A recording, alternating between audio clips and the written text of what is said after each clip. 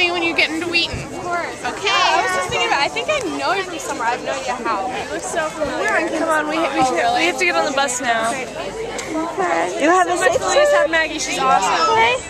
What? Huh? What? Oh, wait! I gotta do this first.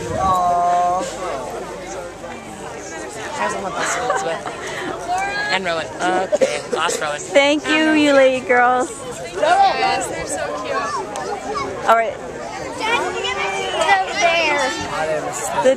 Hi.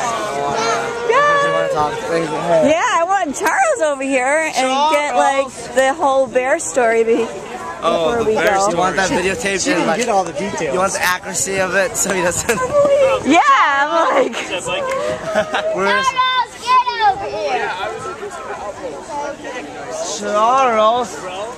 So we're gonna tell the real bear story. Yeah. So in the future, when you make it, when you exaggerate it, you can play this videotape and you'll remember which one was true. That's right.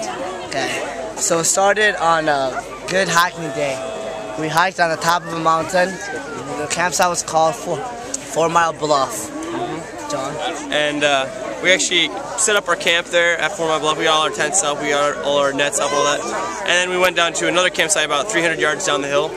Called Schmidt Lake Cabin, and because they have a really nice fire pit and like they have benches and stuff, and we decided to eat dinner there. So we went down there, spent a couple hours there, like ate dinner, like had some reflection time, just hung out. And as we were about to go back up the hill, James, one of our guys, runs down and says, "There's a bear near our site," because he went up to get something. And so me and Yaffa kind of like look at each other, and I'm just like kind of like frustrated because I don't want a bear eating our food. So me and Yaffa like get to the front, all the guys like we just line up behind us, and we just march our way up the hill. And we get to the top, and there's a bear just kind of like munching on our granola bars, like with our food package open. And that made me very angry because those are very delicious granola bars. And so scared it away.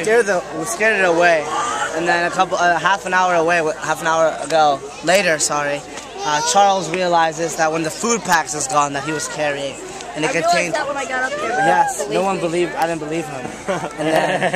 And then we realized that it was the food for the next day. So it was our breakfast and lunch. And then we were kind of worried that we won't have any food to eat.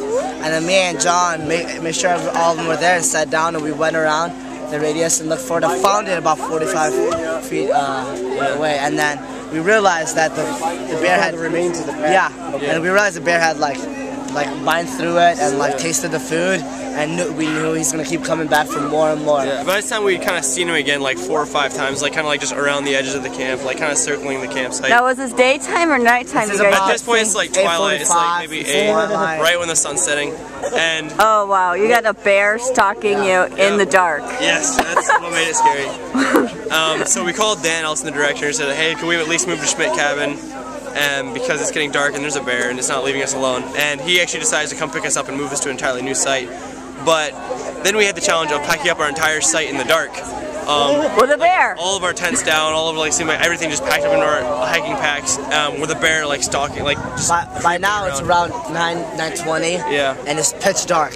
Yeah. You can't see anything. So everyone just has their flashlights on, like just like running around, stuffing things into their sacks, and the bear is getting more bold and keeps getting closer and doesn't run away as easy, so it's not really getting scared of us when we start yelling at it anymore. Oh boy. And so at one point I was like stuffing my sleeping bag in my case, and I had my flashlight in my mouth, and then I look up and the bear's not like maybe like 10 feet away, just kind of like walking and looking at us. And that was probably the scariest moment for me personally, just because it was like the bear's right there and it's not running away. I don't really know what to do. Yeah. Well, I've been trained in bear fighting. And is Dan already there? No, Dan has, this is all like the countdown before Dan gets there. Getting around 9:45, we get our packs down, and then Dan Elsa and Scott Epler come back with a shotgun. A shotgun. If anything happens. Is this Dan here? That's Dan. That's Dan. Are you the gentleman who came to the rescue of my family? Yes, I might have. Thank you very much. Appreciate it a lot. We evac them. Operation Relocation. First time in 10 years, right, Dan? Yeah. First time in 10 years that a camp group was relocated from their campsite. Really? Yeah, it rarely happens. Yeah. So, and then we went to Black Bear, it was like 11 o'clock, 11:10 by then. Yeah.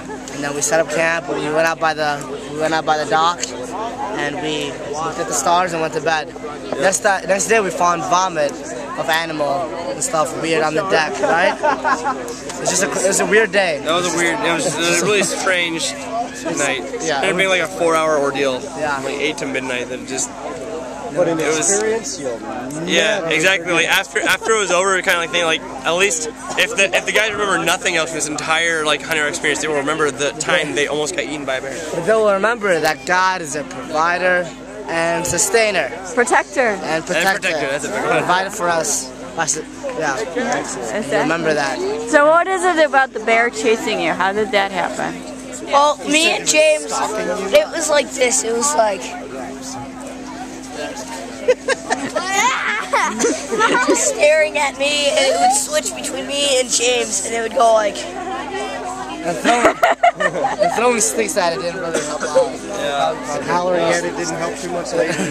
No, probably weren't wise in that one. Well, thanks, guys. Thank you so much. Yeah, no problem. It was great. Thank you. Awesome. Yeah, thanks.